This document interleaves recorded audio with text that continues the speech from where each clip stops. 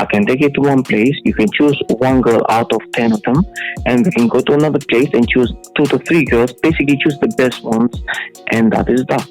We know that there are sex workers in London. What made this the story was really the fact that they were being trafficked and held against their will.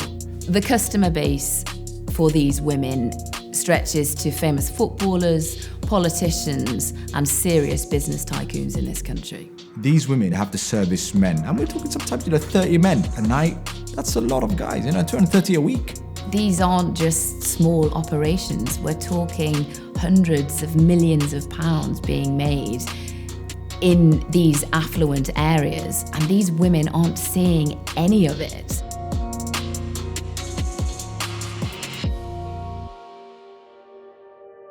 I'm Lucy Watson. I am a correspondent for ITV News. Exposing the dark underbelly of society is something I feel very strongly about.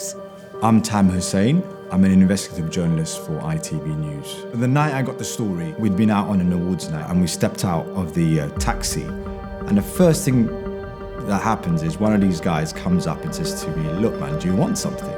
Free cooking, free drinks, 2 minutes from here, it's a high class. This guy, of course, offered me drugs and sex. So I said to him, "Listen, man, what are you doing? What are you doing? Why are you doing this?" Turns out that he was very, very well educated. And he was just caught in this situation. And I said, "Look, man, why don't we expose this?" I remember getting the call from Tam. I was sitting in my kitchen and he told me all about meeting this guy and what he thought the story was. I went to Lucy and said, "Look, what do you think?" And I was instantly excited by it. I wanted to expose it. I wanted to know more. After the guy approached Tam took his number and carried on chatting to him over a number of weeks. So I started digging and I started to just map out these houses. To get the footage in the brothel, we had to, of course, go into one. The area where we discovered these brothels is probably one of the most affluent areas in London. It's one of the most expensive postcodes in the country.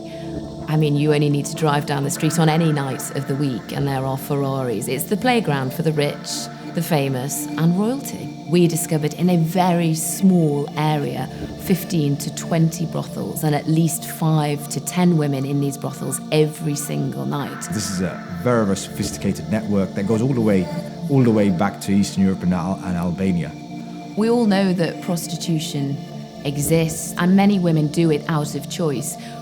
We were not exposing that.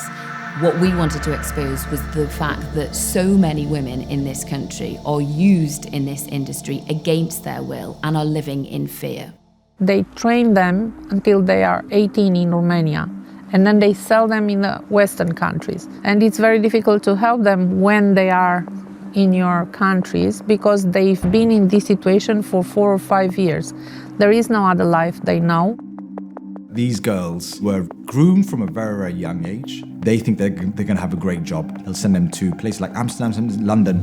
But actually, they go into prostitution because they have to pay this debt off. They're quite often held here under a debt bondage, which is basically anything that the trafficker has spent, a plane ticket, a ferry ticket, petrol to get them here, chewing gum, a cigarette, makeup.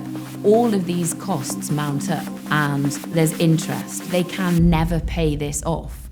And then that threat goes back to their family. You could even give them their passport, it's fine. Because all this gang member needs to do is just show a picture of her mum and say, "Look, we're 10 minutes away." That's it. She's not gonna go anywhere. When you're in the area of Mayfair, it's not as simple as just going out with a secret camera and filming this activity. Quite often street sellers, beggars are the eyes and the ears of these organised crime groups. They are clocking your behaviour. I don't think anyone wants to get involved with the Albanian gangs. I think that was the risk. We went to a place where this eccentric man comes up with these different cameras. It's something out of James Bond, and you'd give your shirt and he'd rig it up. Or he'd put a little camera on your button and he'll talk you through what you have to do. So we had my colleague who you see filming with me. And their story was? I was showing my northern friend what London life was like. They were on a night out. The businessman from the north wanted a prostitute and wanted to pay for it. Tam was going to facilitate that because he had contacts. He knew pimps in this area. I built up a relationship with one of the drivers who we see in the film, who then took us. He calls himself a driver, it's a euphemism for pimp. When you go in, it's not like a luxury flat with really, really nice furniture. You go in and there's 10 to 15 girls just sitting in front of you, and it's a bizarre thing when the girls just come in and they're sitting there and you have to choose. It's quite dehumanizing. The people who are paying for sex are paying around £300 an hour. Politicians, footballers that you and I know of, instantly are using this. Often these men are drunk, and then when they're taken to the brothels, they are offered drugs for free if they're paying for the women. These men aren't just handing over cash either, they are handing over credit cards. Sometimes these men can be there for days because they are so drugged up, but they're paying an hourly rate. So they can come out of there days later having spent tens of thousands of pounds, and they can't exactly go and explain to the police or their loved ones, oh, this is where all the money's gone. I suppose the brazenness of the whole thing. So we've got, being offered the girls, being offered the coke, and then when we go there, you've got the girl all lined up. We had the footage analysed, and there were clear indicators that these women were being held against their will. There was a woman who would sit in the corner of the room and she would be monitoring the women's behaviour. Out of the 5, we managed to determine that probably at least 3, maybe 4, were from Romania. That seems to be where the vast majority of women who are used in brothels are coming from. Romanians are the main European population that is being exploited in the UK. The promise of a better life turns into a nightmare. There's no way that they can go back home because there's this pressure and this shame. Then not only are you a failure in your eyes, but you're a failure in the community's eyes and the family's eyes.